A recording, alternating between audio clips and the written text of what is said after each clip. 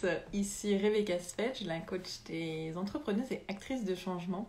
Aujourd'hui, je vais vous parler de crise existentielle et de 3 méthodes pour vous reconnecter à vous et à la joie et au sens si ça vous arrive. Et je vais pouvoir en parler en connaissance de cause puisque j'ai bien déprimé la semaine dernière quand j'ai eu le Covid. Et qu'à défaut d'avoir trop de séquelles physiques, j'ai eu beaucoup de souffrances psychologiques. J'ai bien déprimé.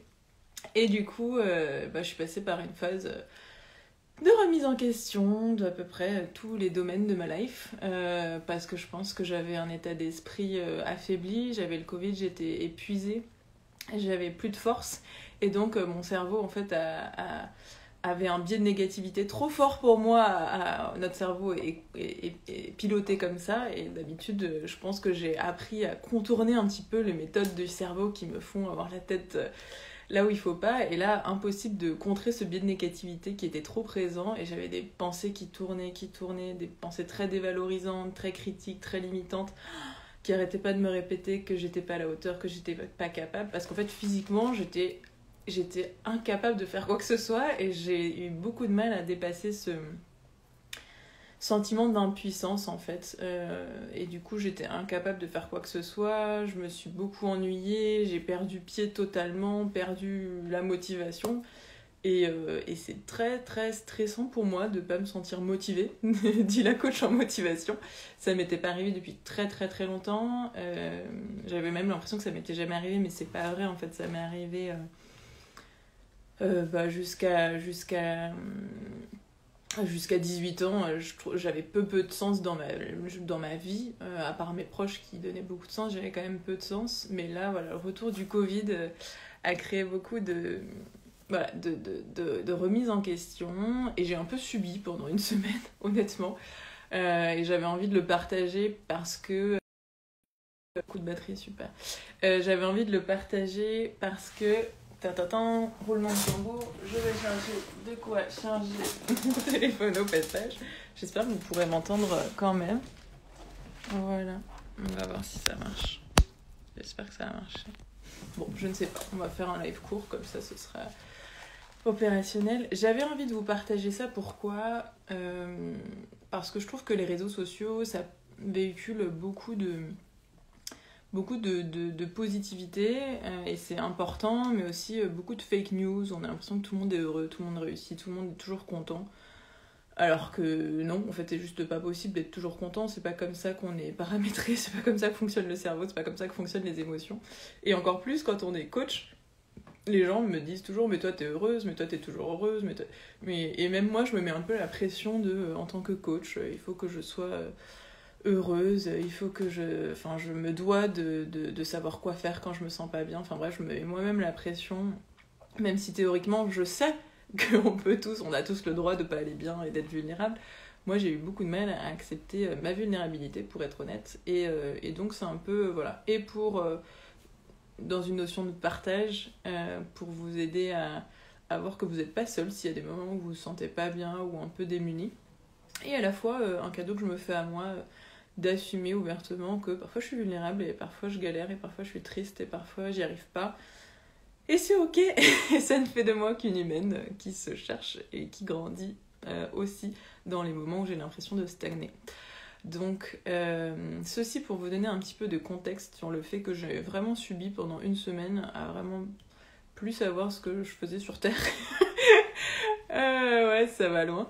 Et en même temps, en me laissant ce temps déjà de récupérer, de vaincre le Covid, de retrouver de l'énergie, de récupérer de la motivation, j'ai intuitivement mis en place des actions qui m'ont permis de reconnecter à la joie, reconnecter à la motivation, reconnecter à moi, reconnecter au sens que j'ai envie d'avoir dans ma vie. Et je me suis dit que ce serait intéressant de pouvoir vous le partager parce que c'est des clés qui sont utiles au quotidien et que tu pourrais utiliser dans ta life à toi aussi. Salut Samuel. Alors, la première chose qui m'a bien aidée, c'est lundi de me reconnecter avec mes valeurs. Et oui, puisque j'étais en crise de sens, en crise de motivation, quoi de plus pertinent que d'aller justement au cœur de ce qu'est la motivation.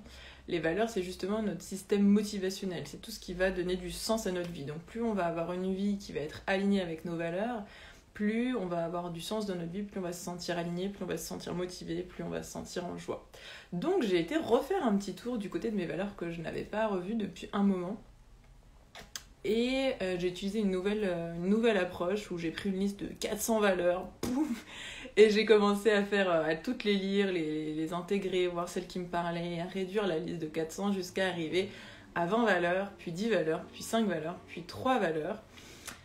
Et pour identifier qu'est-ce qui est le plus important pour moi.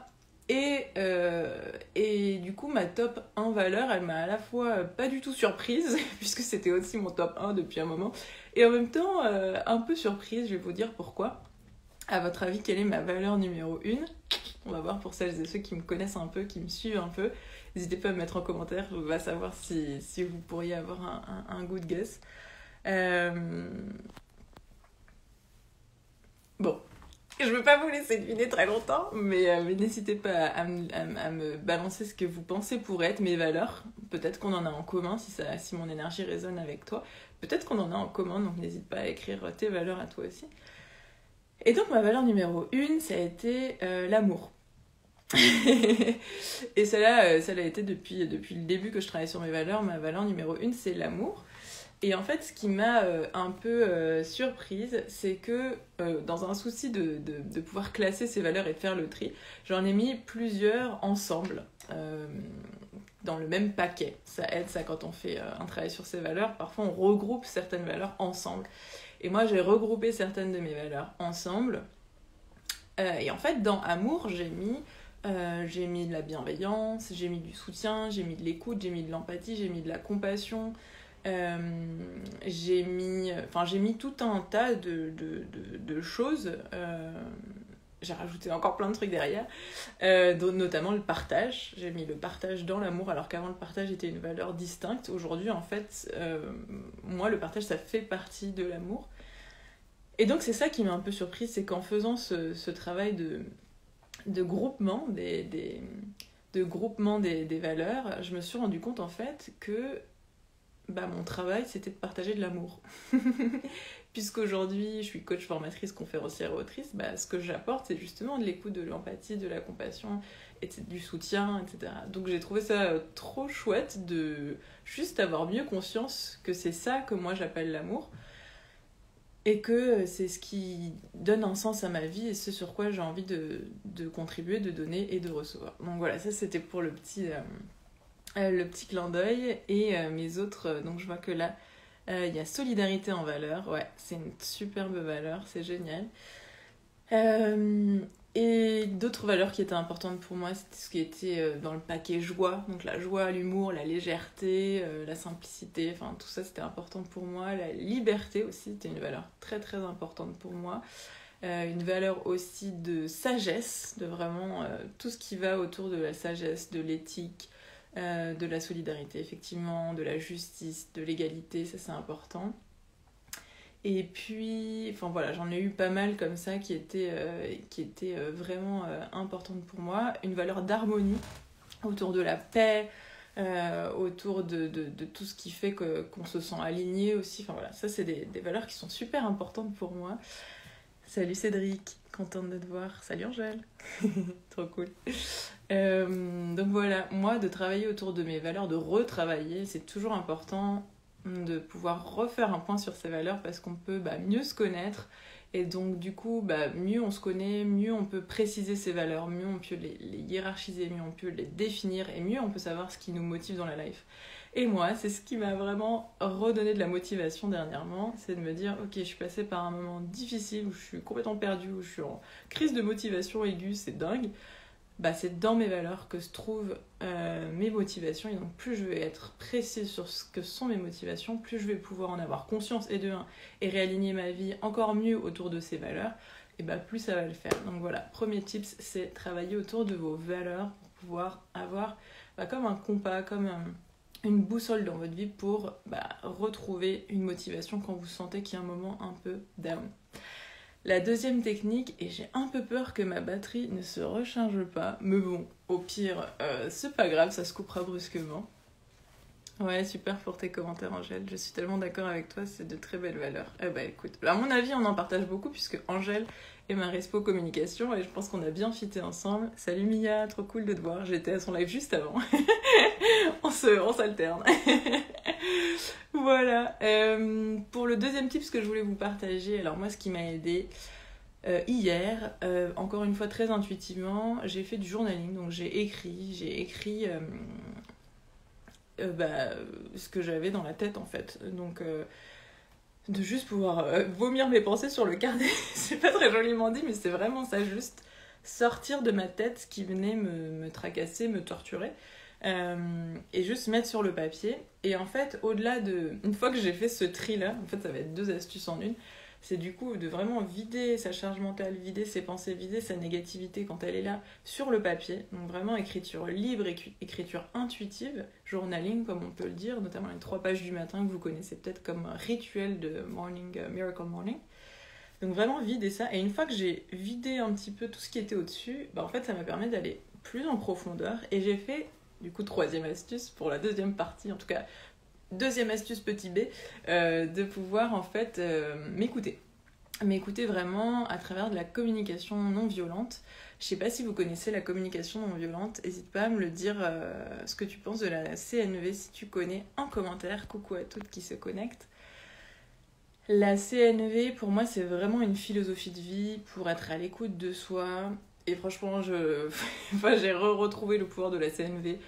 Enfin, c'est vraiment des expériences désagréables comme ça qui me rappellent à quel point il y a des choses qui ont énormément de valeur, donc trop cool, je prends le positif qui vient avec.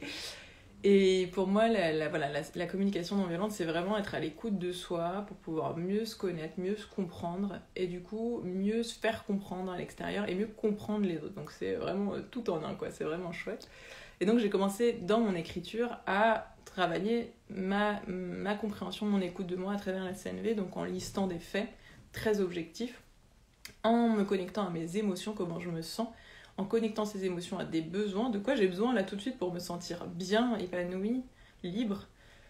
Et puis ensuite, potentiellement, une demande à soi-même et aux autres qui nous permettent de nourrir les besoins qui ne sont pas forcément conscientisés ou nourris. Donc ça, c'est un peu en très synthétique la démarche étape par étape de la communication non violente. Et moi, ça m'a fait beaucoup de bien et notamment, ça m'a permis de me rappeler que, parce que j'ai fait des séminaires de communication non violente, des formations que j'aime beaucoup, je vais en faire une à nouveau le mois prochain, j'ai trop hâte, je croise les doigts pour que ça se passe bien et que ce soit enrichissant. J'ai oublié une étape en fait dans la CNV, parce qu'en fait il y a une étape d'écoute empathique avec soi-même avant d'être dans une communication avec l'autre et dans l'écoute de l'autre. C'est les 3 étapes. Et dans cette communication avec soi, cette communication empathique, en autocompassion, j'ai oublié qu'il y avait une étape où on pouvait se lâcher un peu en fait. C'est un peu une étape où on est en chacal, comme ça qu'on appelle ça en CNV. Coucou tout le monde.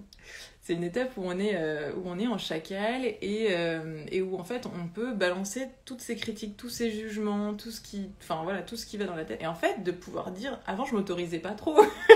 Et en fait à partir du moment où j'ai pu vider un petit peu mon sac, ça allait beaucoup mieux. Donc voilà, ça m'a permis de bien me comprendre, me connaître.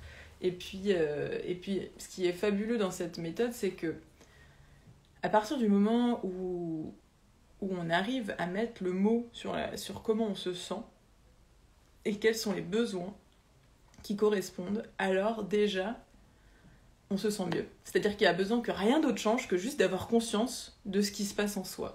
Donc rien n'a besoin de changer, mais juste à partir du moment où tu as mis le mot précis sur ce que tu ressens et de quoi tu as besoin, déjà, en fait, tu te sens mieux. Et c'est ça qui est fabuleux, et c'est pour ça que la 4e étape de demande d'action, de changement, elle n'est pas toujours immédiate et essentielle. Elle est utile parfois, mais pas forcément à chaque fois. Et moi, par exemple, je suis pas forcément passée à l'action immédiatement après, mais j'ai senti un vrai soulagement dans mon corps, comme si je comprenais mieux ce qui se passait en moi, comme si je l'acceptais plus aussi. Et notamment, j'avais besoin d'accepter ma vulnérabilité, d'accepter la valeur que j'ai moi-même, plein d'autres choses. Donc simplement d'avoir conscience de ce qui se passe, c'est hyper important, d'où l'importance de s'écouter, et notamment la bonne pratique qui découle de ça, c'est de se demander régulièrement comment je vais. Moi, c'est une question que j'adore qu'on me pose sincèrement. Comment tu vas aujourd'hui, Rebecca? Et que j'adore poser. Et combien de fois est-ce que je me la pose à moi-même? Combien de fois est-ce que toi, tu te la poses à moi-même? À toi-même? Oh, le lapsus révélateur. Combien de fois tu me demandes si je fais attention? Bon, bref. Donc, voilà. Pense à toi aussi, te faire un check interne.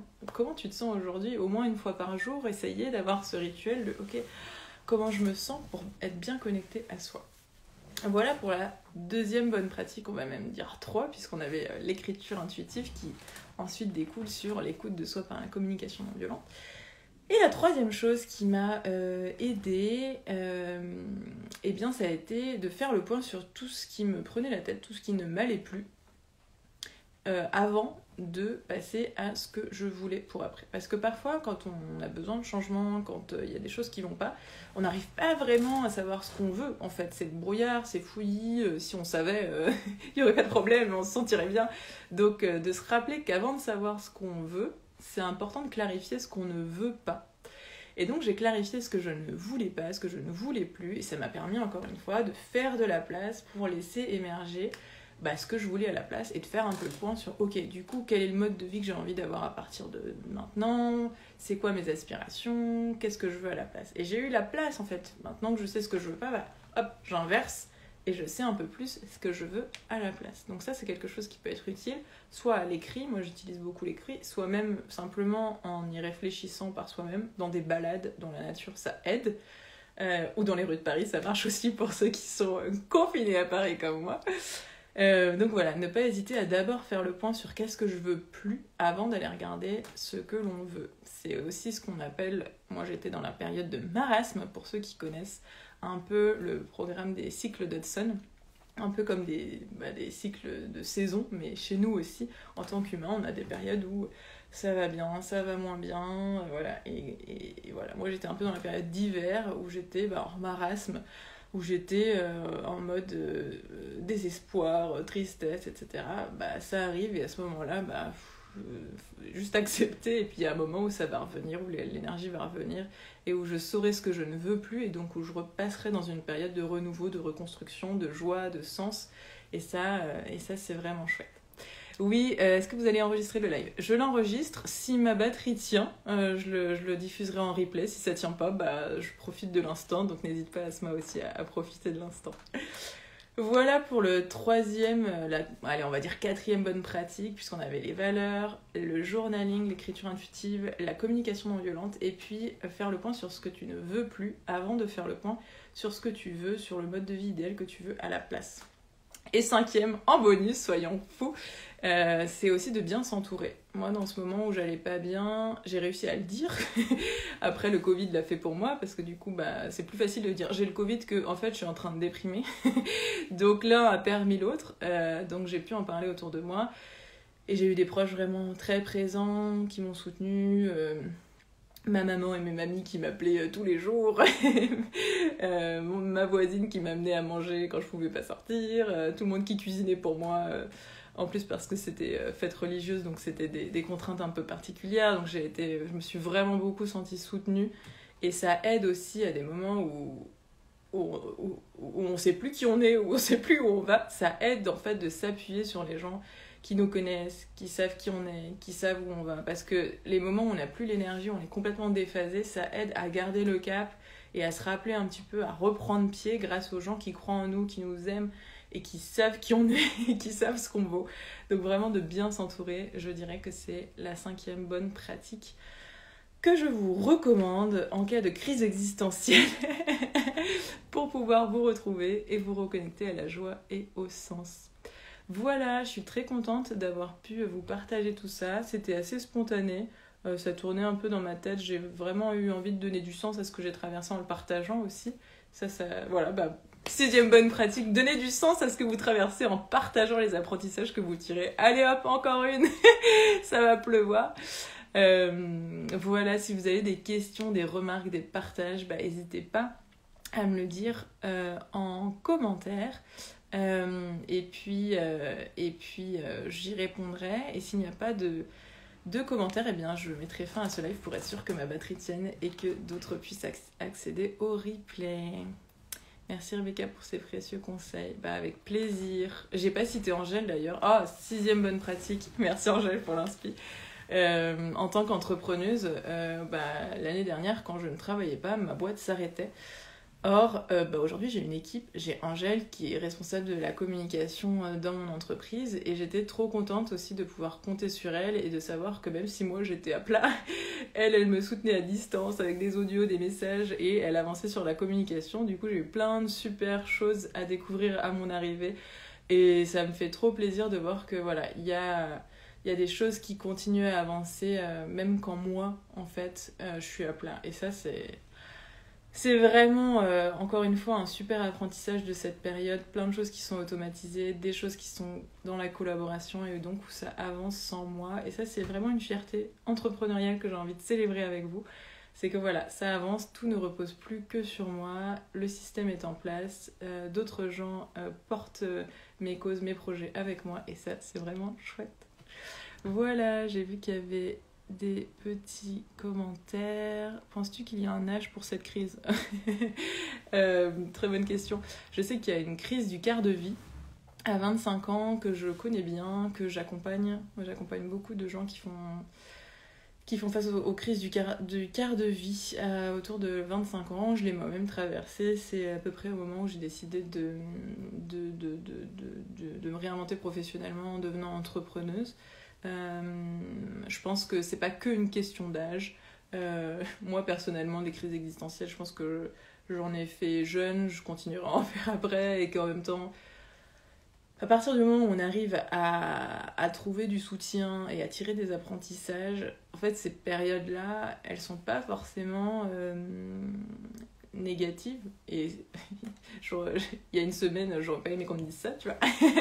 Mais c'est vrai, c'est pas, enfin voilà, c'est nos parties vulnérables, c'est nos parties d'ombre, c'est nos parties où on se cherche et ça fait partie de la life quoi. Et moi je suis une fervente défenseuse de on se cherche quoi, on n'est pas obligé de trouver le job idéal, voilà. C'est la vie, on se cherche, on est en quête de soi, en quête de sens, en quête et c'est le voyage aussi qui fait sens au-delà de la destination.